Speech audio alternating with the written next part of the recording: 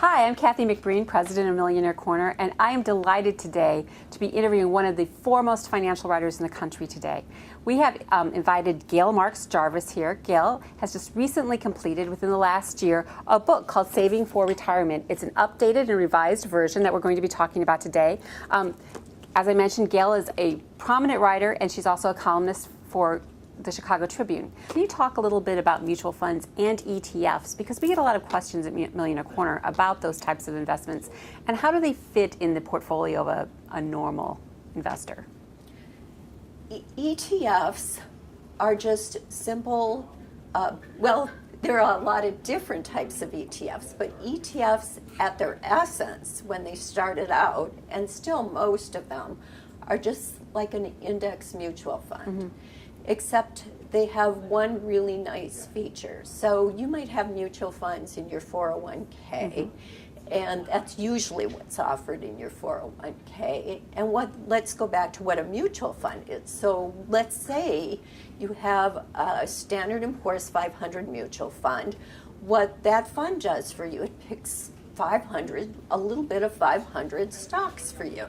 So if you have that mutual fund, that index mutual fund, you own Apple and Microsoft and GE and Merck and Pfizer, Walmart, a lot of different companies. Those were the original index funds, the mutual funds. But then a few years ago, there was a brainchild to make what are called ETFs, or exchange traded funds. And what those are, they're just like the index fund except for one key thing. You go directly to a broker to buy an ETF. So if you buy a mutual fund, you maybe put money in it in your 401k, or you go to a mutual fund company like a Vanguard or a Fidelity or a T. Rowe Price, or you go to a broker and buy the mutual fund there. ETFs, you just go to a broker. It could be a full service broker, like a Merrill Lynch, or it could be a discount broker like a TD Ameritrade or a Charles Schwab. And there you buy the index, and then it's like a share of stock. And this is the beauty, I think, of ETFs after the financial crisis.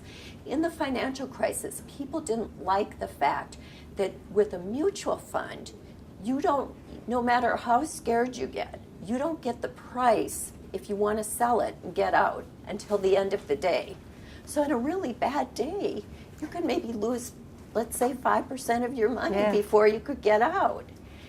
ETFs, you trade them like a stock. So if you don't like the way something's happening in the market, you can sell that fund on the spur of the moment.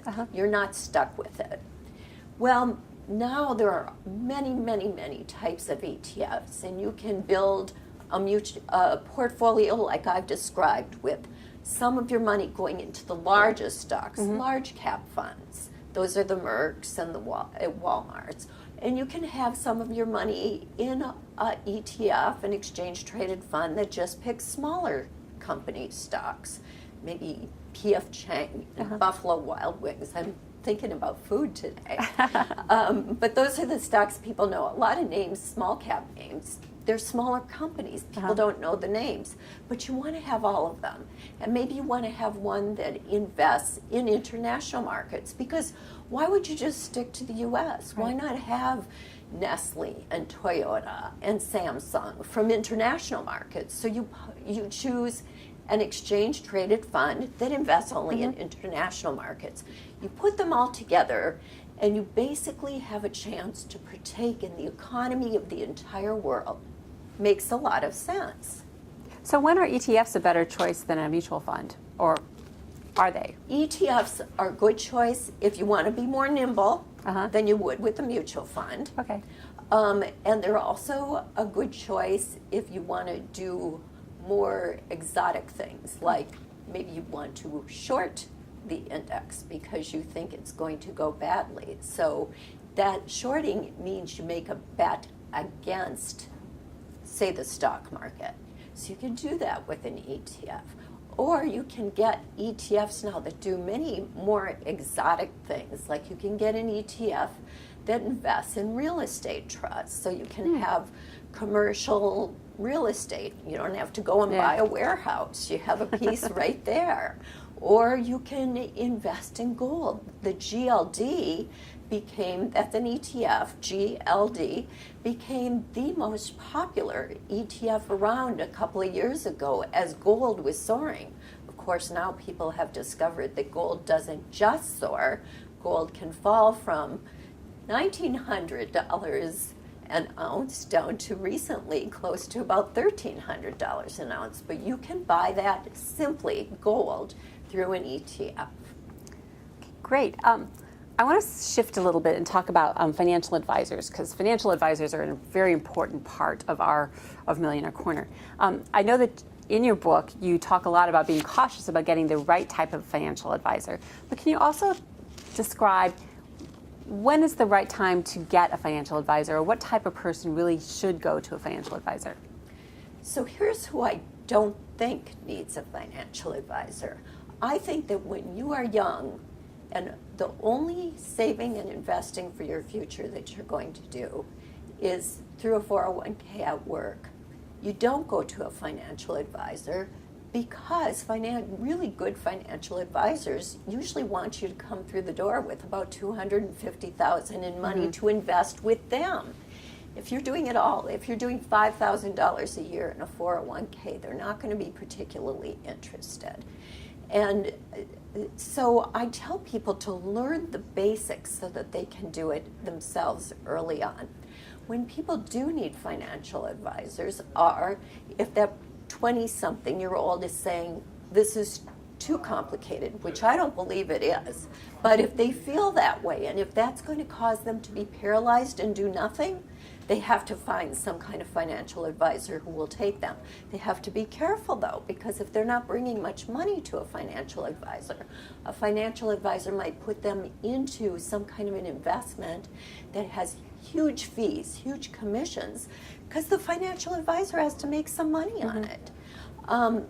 But when does it make sense? When your life becomes more complicated. Say you get a big inheritance. You have to figure out what to do with that. Then you go to a financial advisor if you don't know what to do with it.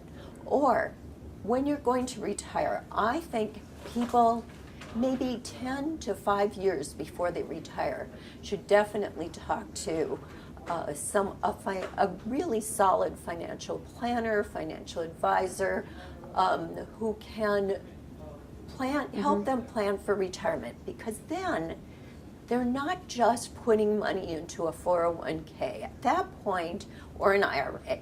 At that point, they have to think about when they retire, they're going to need income to live off of.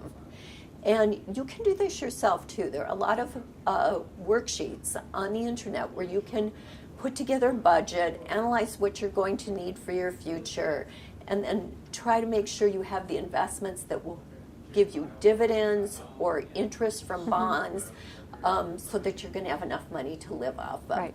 But that's hard for a lot of people. And that's where a financial advisor can really be helpful. In addition, when you go to retire, you can make your money last longer if you pay attention to taxes. And financial advisors can not only make sure you're in the right investments, but they can make sure that your money will last by what kind of income it's going to pour out each year, so that you can take that income, and whether you take your money each year out of a 401k, an IRA, or some money that you've invested maybe in a brokerage account that gets taxed.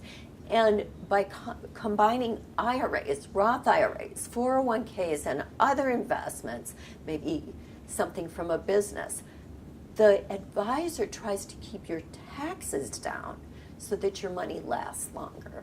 So Gail, if somebody wanted to buy your book or to contact you, what would be the best way to do that? Well, at the end of my book, I specifically put my website, because I want people, as they have trouble, to come and get the help that they need. So they can find me at any time at gailmarksjarvis.com, or they can go to me on Twitter, which is Gail MarksJarvis. They can also find me on Facebook at Gail MarksJarvis 5. Great. Thank you so much, and I hope you all rush out and buy Saving for Retirement without living like a pauper or winning the lottery. Thanks again.